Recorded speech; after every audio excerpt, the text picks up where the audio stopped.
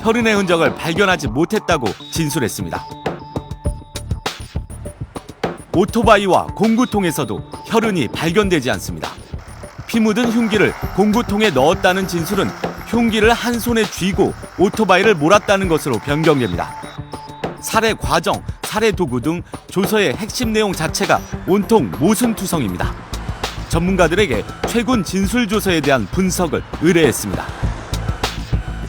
진범에 의한 자백이라면 범행의 핵심적인 내용은 이 기억에 있어서 혼선이나 이런 게 많지 않기 때문에 유지가 되는 게 일반적이라고 볼 수 있고요.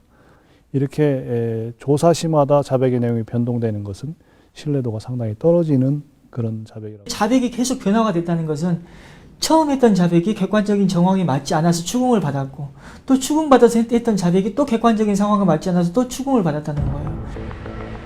범행에 걸린 시간도 이상합니다.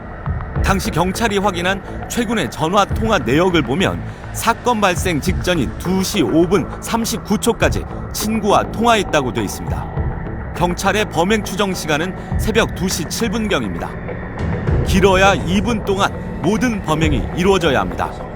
최군과 택시기사가 벌인 실랑이는 100m를 진행하며 계속됐습니다. 오토바이를 세운 뒤엔 택시기사와 또 실랑이를 벌였습니다. 그리고 오토바이로 돌아가 흉기를 꺼내 뒷좌석에 올라 10차례 이상 흉기로 찌르기까지. 택시기사와 갑자기 부딪히려고 해가지고 서로 욕을 하고, 또 그 택시기사는 출발하고 또 오토바이를 타고 가서 쫓아가서 택시기사 앞에 오토바이를 세워서 정차시키고, 또 택시기사와 내려서 서로 간에 그 실랑이를 하고, 택시기사가 타니까 또 오토바이에 가가지고 칼을 빼들고 다시 택시에 타고, 이것만 해도 충분히 10분 가까이 필요하지 않겠습니까? 범행 시각에서도 결정적인 모순이 발견됐습니다. 취재진은 택시의 운행 기록이 기술된 타코미터 기록을 확보했습니다. 택시가 마지막으로 멈춘 시간을 확인했더니 2시 8분으로 감정됐습니다. 10등분으로 했을 때 보면은 약 8분에서 이 종료가 된 게 나옵니다. 그런데 이 당시 설치된 택시 타코미터 시간은 실제 시간과 차이가 있다는 걸 확인했습니다. 현지 시간 미터기 상에서 8분에 멈췄으면 8분 아니면 9분, 10분에 멈춰진다고 보면 되죠. 미터기 시간을 꼭 보시는 분들, 그런 분들 수정해주고 보면 다 대부분이 99%는 늦어졌어요. 그렇다면 실제 택시가 멈춘 시각은 2시 9분에서 10분 사이라는 겁니다. 최근의 통화 목록을 보면 그 시간은 최군과 친구가 통화를 하고 있는 시간입니다.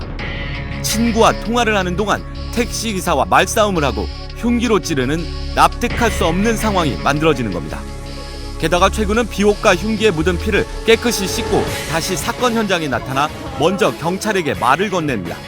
다시 오토바이를 타고 심지어 범행 도구인 칼을 오토바이 그 공구함에 넣은 상태로 범행 현장을 왔다고 얘기를 하고 있고, 또 범행 현장에서 그냥 지켜만 본 것이 아니고 경찰관에게 무슨 일이 있냐 물어보고 스스로 증인이 돼서 경찰서에 가서 진술하는 그런 행동까지를 봤을 때는 상당히 수긍하기가 어려운 그런 상황으로 볼 수가 있습니다.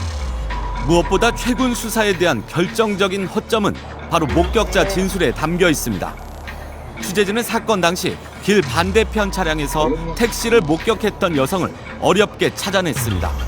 그녀는 택시기사가 배를 움켜쥐고 내렸다 다시 운전석으로 타는 장면을 똑똑히 목격했습니다. 내리는 걸 봤어요. 그냥 내려가지고 이렇게 배를 이렇게 움켜 잡았었어요. 그건 제가 확실히 기억해요. 이렇게 막 아프니까 그랬던 것 같아요. 차에서 내렸다 그 허리 굽었다 다시 운전석에 탔어요. 조금 있다가 여기저기서 차들이 온 거예요. 최군은 오토바이를 타고 택시와 실랑이를 벌이다 택시 앞에 오토바이를 세우고 범행을 저지른 것으로 돼 있습니다. 그런데 목격자는 사건 현장에 분명 오토바이는 없었다고 말했습니다. 그때 주변에 오토바이가 있었나요? 아무도 없어. 그 주변에 오토바이가 있었던 안 했고요. 근데 그거를 그렇게 엮어서 그 학생을 집어넣었다면은 제가 볼 적에는 참 그거는 아닌 것 같네요.